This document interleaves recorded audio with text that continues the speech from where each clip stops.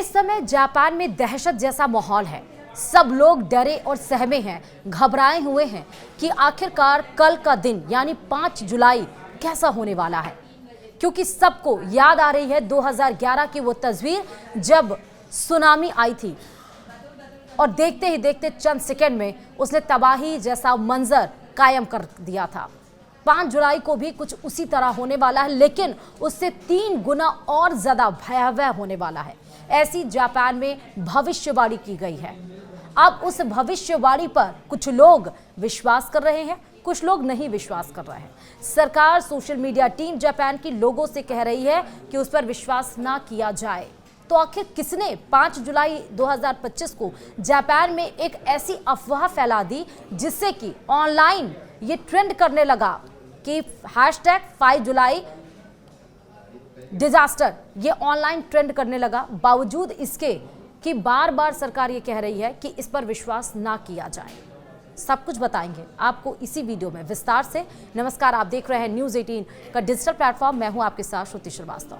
5 जुलाई 2025 को जापान में एक बड़ी सुनामी आने की अफवाहें ऑनलाइन फैल रही हैं, जो 2021 में रियो तात्सुकी द्वारा लिखे गए द फ्यूचर आई सॉ नामक मंगा पर आधारित है, जिन्हें न्यू बाबा वंगा के नाम से भी जाना जाता है। मंगा की भविष्यवाणी एक सपने से उपजी है, उस तारीख को होने वाली एक भयावह आपदा का वर्णन करती है, जिसने सोशल मीडिया पर व्यापक दहशत फैला दी। भविष्यवाणी के अनुसार जापान और फिलीपींस के बीच समुद्र तल के नीचे एक दरार उभरेगी, जिससे 2011 में आई सुनामी से 3 गुना बड़ी सुनामी आएगी। जापान के लिए इस भयावह पूर्वानुमान ने मौसम वैज्ञानिकों, भूकंप विशेषज्ञों और जापानी सरकार के बीच हलचल मचा दी है। उस किताब के अनुसार प्रशांत महासागर के तट पर भूकंप आएगा, जिससे भयावह सुनामी आएगी, जो 2011 की सुनामी से 3 गुना ज्यादा विनाशकारी हो सकती है। लोगों के बीच और सोशल मीडिया पर इस बात को लेकर अफरा तफरी मची हुई है कि जापान में एक बहुत बड़ी सुनामी आने वाली, ज्वालामुखी विस्फोट या समुद्र के नीचे भूकंप इस बड़े भूकंप का कारण हो सकता है, जो जापान, ताइवान, इंडोनेशिया, फिलीपींस और भारत के तटीय क्षेत्रों को प्रभावित कर सकता है। जापानी महिला बाबा वेंगो ने भी सपने में उबलते पानी, बुलबुले और विशाल समुद्री लहरें देखी हैं।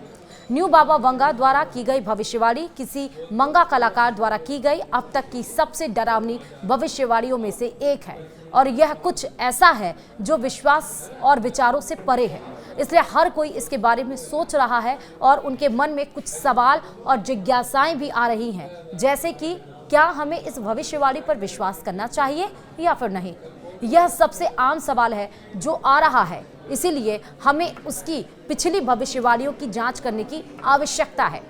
उनकी पिछली भविष्यवाणियों को ध्यान में रखते हुए 2011 में एक भयावह भूकंप की भविष्यवाणी सच साबित हुई थी। अब यह भी एक ऐसी ही भविष्यवाणी है जिसे नजरअंदाज नहीं किया जा सकता। भविष्यवाणियां लोगों में डर फैलाने के लिए नहीं होती, बल्कि अगर चीजों को अलग नजरिए से देखा जाए तो यह पहले से ही चेतावनी है, ताकि लोग सतर्क रहें और उसके लिए जरूरी एहतियात बरतें। जापान सरकार की प्रतिक्रिया इस पर क्या है?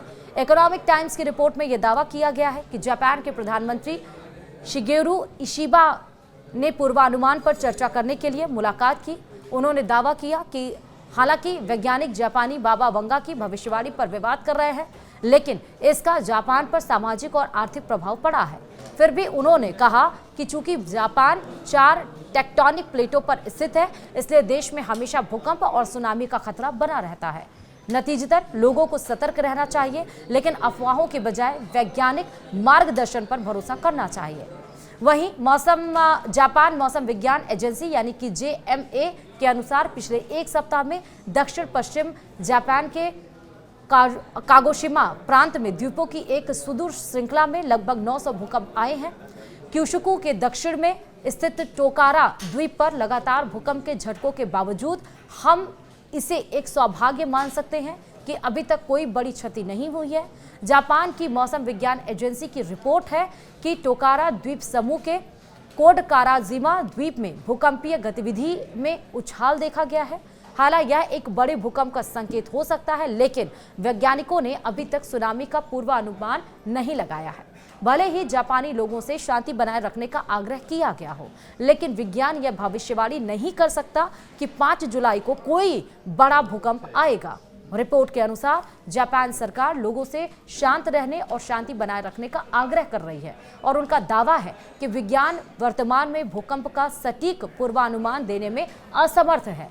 वे लोगों से ऐसी भविष्यवाणियों पर विश्वास न करने का भी अनुरोध कर रहे हैं।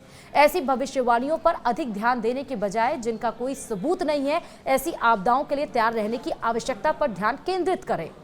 मियागी प्रांत के गवर्नर योशिहिरो मुराई ने भी अफवाहों के बारे में चिंता जताई, जिसका पर्यटन उद्योग पर बहुत बुरा प्रभाव पड़ता है, और उन्होंने सटीक जानकारी के महत्व पर बल दिया।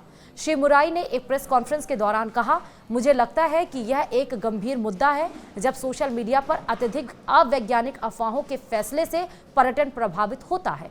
गवर्नर मुराई ने कहा कि इस मुद्दे का आधार इंटरनेट पर गलत जानकारी का प्रसार है। इधर जापान और आसपास के इलाकों के सभी निवासियों को यह एक चिंताजनक स्थिति लग सकती है और उन्हें इस आपदा के घटित होने से पहले ही निवारक उपाय करने चाहिए। यह अनुशंसा की जाती है कि लोग सतर्क रहें और नए घटनाओं के बारे में जानकारी रखें। उन्हें सलाह दी जाती है कि वे अफवाहों पर ध्यान न दें, बल्कि नए समाचारों के बारे में खुद को सूचित रखें। इधर जापान मौसम विज्ञान एजेंसी ने ऑनलाइन पोस्ट किया, ऐसी किसी भी भविष्यवाणी को अविश्वसनीय माना जाना चाहिए। लेकिन इन अफवाहों के चक्कर में किस तरह से वित्तीय संकट वहां पर पैदा हो गया है, आर्थिक संकट किस तरह से गहराने लगा है जापान में, वो भी आपको बताते हैं। क्योंकि अभी हमने आपको बोला कि भूकंप की अफवाह का वित्तीय प्रभाव क्या पड़ा है, वो अब आपको बता रहे हैं। दरअसल मंगा की लेखिका रियो तात्सुकी ने लोगों से आग्रह किया है कि वे उनकी भविष्यवाणियों को बहुत गंभीरता से ना लें और इसके बजाय विशेषज्ञों की राय पर भरोसा करें। हाल ही में एक साक्षात्कार में उन्होंने पाठकों को शांत रहने और उनके पूर्वानुमानों से अत्यधिक प्रभावित न होने के लिए प्रोत्साहित किया है और इसके बजाय विशेषज्ञों की राय पर भरोसा करने का विकल्प चुना है। इसके बावजूद इस भविष्यवाणी ने जापान की अर्थव्यवस्था को प्रभावित करना शुरू कर दिया है। ग्रेटर बे एयरलाइंस जैसी एयरलाइनों ने उड़ानें कम कर दी हैं और बुकिंग में 30% की गिरावट आई है। इस भविष्यवाणी के कारण देश में यात्रा बुकिंग में उल्लेखनीय गिरावट आई है, खासकर हांगकांग, चीन, थाईलैंड और वियतनाम से। दक्षिणी पश्चिमी जापान का टोटोरी क्षेत्र विशेष रूप से प्रभावित हुआ है, जहां मई में हांगकांग से बुकिंग में लगभग 50% की गिरावट आई है। परिणाम स्वरूप नोमुरा रिसर्च इंस्टीट्यूट के कार्यकारी अर्थशास्त्री ताकाहिदे किउची के अनुसार जापान के पर्यटन उद्योग को अफवाहों के कारण भारी नुकसान का सामना करना पड़ सकता है, जिसका संभावित नुकसान येन 560 बिलियन यानी कि डॉलर 3.9 बिलियन होने का अनुमान है।